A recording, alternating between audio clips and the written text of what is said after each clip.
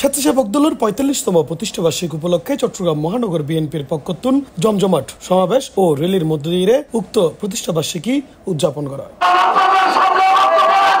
উক্ত সমাবেশত বাংলাদেশ জাতীয়তাবাদী স্বেচ্ছাসেবক দলের চট্টগ্রাম মহানগর আহ্বায়ক বেলায়েত হোসেন বুলুর সভাপতিত্বে এবং সদস্য সচিব জমির উদ্দিন নাহিদুর সঞ্চালনায় উক্ত অনুষ্ঠানত অতিথি হিসেবে উপস্থিত আছেন বিএনপির কেন্দ্রীয় সহ সাংগঠনিক সম্পাদক ব্যারিস্টার মীর মোহাম্মদ হেলাল উদ্দিন। ওই সময়তেই হয় আমাদের নেতা জনাব তারেক রহমান একটি বক্তব্য সবসময় বলেন, এটি একটু স্মরণ করিয়ে দিতে চাই যাতে ফেব্রুয়ারির নির্বাচন পর্যন্ত আমরা আমাদেরকে সংযত রাখতে পারি। উনি বলেন বিএনপির রাজনীতি হচ্ছে জনগণকে সাথে নিয়ে জনগণের সঙ্গে থেকে। তার মানে হচ্ছে বিএনপি বা অঙ্গ সহযোগী সংগঠনের কোন পর্যায়ের কোন নেতৃবৃন্দের কারণে যেন আমার দেশের জনগণ কোনো কষ্ট না পায়, কারণ বাংলাদেশ জাতীয়তাবাদী দলের একমাত্র ক্ষমতার উৎস হচ্ছে এই বাংলাদেশের 18 কোটি জনগণ।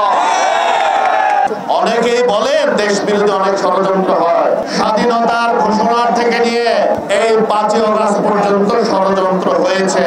এই ষড়যন্ত্র যে পরিবারটি মোকাবেলা করেছে সম্মুখ যুদ্ধে, সেটি হচ্ছে আমাদের নেতা শহীদ রাষ্ট্রপতি জিয়া রহমানের পরিবার।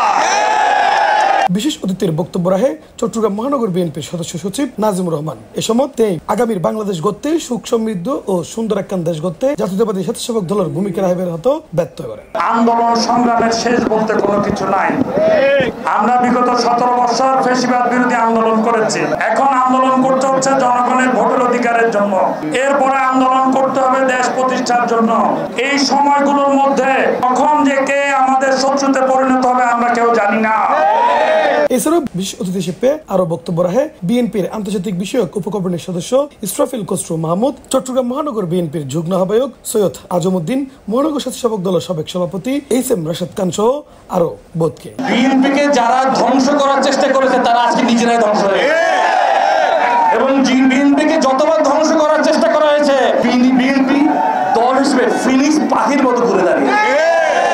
যতদিন বাংলাদেশ থাকবে শহীদ জিয়ার আদর্শ বাংলাদেশের বুকে বেঁচে থাকবে, বিএনপি থাকবে। কাজে ভয় নাই বন্ধুরা।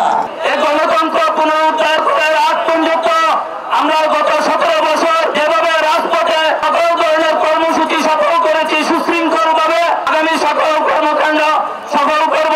আরেকটি বেশিরভাগের বিরুদ্ধে সংগ্রাম করতে হবে। সেই বেশিরভাগ হচ্ছে রাজাকারের বংশ, পাক বাহিনীর বংশ, জামাত শিবিরের বিরুদ্ধে আমাদেরকে যুদ্ধ করতে হবে।